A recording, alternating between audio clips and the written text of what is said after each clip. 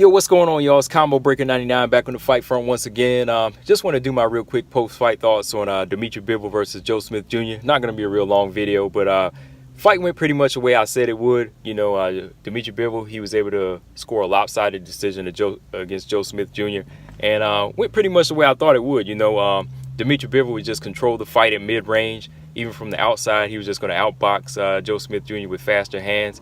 And at the same time, just capitalize on the inactivity of Joe Smith Jr. Because Joe Smith, I know he's kind of a gritty fighter. I expected him to get more in on the inside against Dmitry Bivol, but it was like a lot of the times he didn't seem too sharp. The majority of the fight, he didn't seem sharp at all. He couldn't really get anything off. There were times he just looked confused. Like in the past, I've never really seen him confused, even in the Hopkins fight. He was willing to walk Hopkins down. I know Hopkins is old, but he was willing to walk Hopkins down and try to take chances.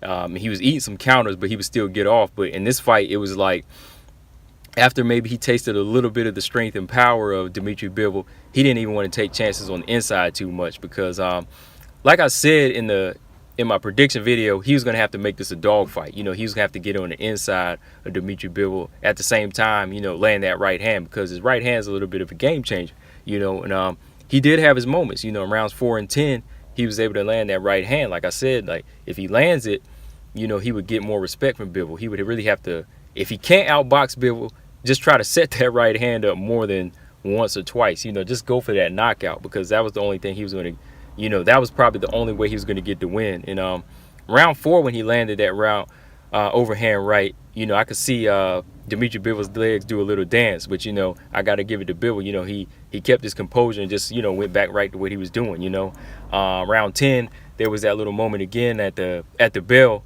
when he landed that right hand. It kind of hit Bivol by the ear. You could kind of see Bivol was a little bit off balance. But that's the only thing. That's the only way I felt like Joe Smith Jr. was really going to have a chance in this fight, is if he would just make it a dog fight or get the right hand off. But it's easier said than done, especially watching somebody like Bivol. The more and more I watch Bivol, I think he's a better boxer than Kovalev and better Biev.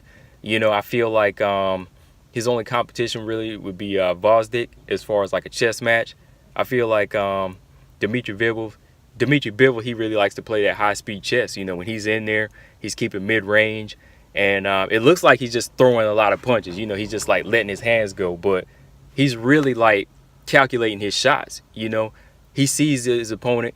He's reading his opponent. And then he sees those openings. Then he's letting his hands go to the head and to the body, to the head. So, he really kind of almost like, I won't say he's like Floyd yet, but you know how Floyd can already read his opponent before the fight even starts. When he sees his opponent, he already kind of knows what he's going to be able to get off on his opponent, because he can tell by their body language, their stance, the way their hands are set. A lot of the times where Joe Smith Jr. was just kind of moving his head side to side, he looked more frustrated than he was trying to feint Bivol. So Bivol knew that he was really in no position to really get anything off, so he could go up top. He could go back go downstairs and, get off and then be out.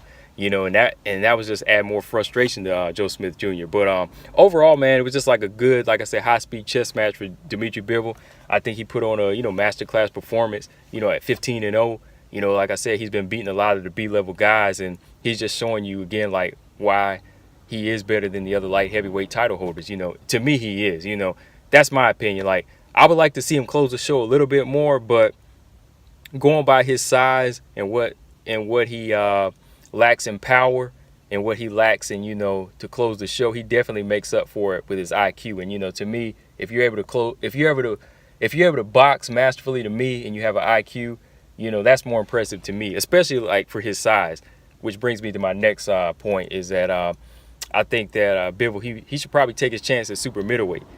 Because I said this before, every time I've seen him, even in the Sullivan Barrera fight, he looks smaller. He does look like a small guy, compared to these other light heavyweights. Maybe he should take his chances and, drop 7 pounds, 8 pounds, or whatever, and move down to super middleweight. Because I think if he moved down to super middleweight, his power would be a little bit more devastating. And, he already has the skill, and the strength. So I would really like to see him, take his chance at 168, if he can't get any unification fights with, Kovalev, Vosdik, or Beterbiev, or any of those guys. But, yeah, overall good performance by Bivol. For Joe Smith Jr., I ain't going to count him out, because I feel like this fight was just it was kind of a fight where I didn't really feel like he had a chance because he was just inactive. You know, maybe if he would have had a couple stay busy fights, you know, in 2017 and 2018, he would have been a little bit more fresher, a little bit more confident to take the chance, because his only chance was to go in there and make this a dogfight. Like I said, if he would have went in there and made this a dogfight, he probably would have made it a little bit harder for Bivol. But overall, good performance by Bivol. Definitely want to see him return with some unification fights now. I think he's beat all the B-level guys he can beat. So give him unification fights, man, or move down to 168. But let me know what you guys think in the comments section. Make sure y'all subscribe, Combo Breaker 99. I'll be back with my Porter Ugas post-fight video as well. Make sure y'all subscribe. I'm out. Peace.